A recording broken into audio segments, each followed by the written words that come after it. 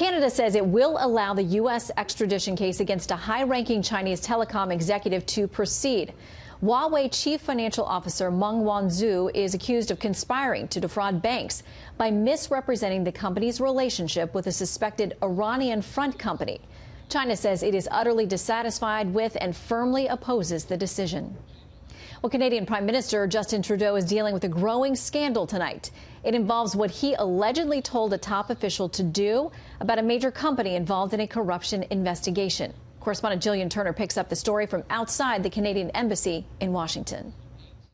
I and my staff always acted appropriately and professionally. That's Canada's Prime Minister Justin Trudeau, continuing to resist a groundswell of calls for his resignation. His office treading water as a scandal that erupted inside his cabinet now threatens to drown the entire administration. Our government will always focus on jobs. But Trudeau is holding fast to his main line of defense. My job as Prime Minister has always been to stand up for Canadians. Trudeau's own former Attorney General and Justice Minister claims his office launched a consistent and sustained campaign over many months to get her to drop charges against a Canadian company. SNC-Lavalin is one of the world's largest construction and engineering firms, and Jody Wilson-Raybould planned to slap its leadership with bribery and fraud charges. In testimony before the Canadian Parliament Wednesday, Wilson-Raybould outlined what she calls Trudeau's bold-faced intimidation tactics. There were many other inappropriate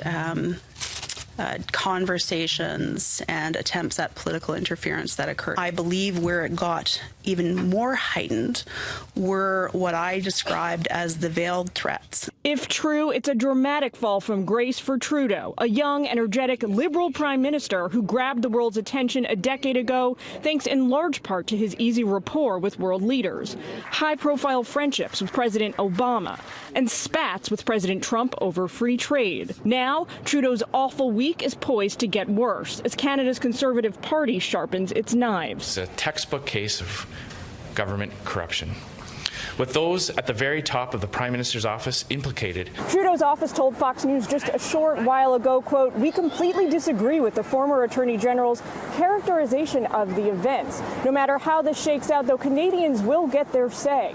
Trudeau's up for re-election in October, and what polls show is going to be a very tight race, Shannon. Jillian Turner, thank you very much.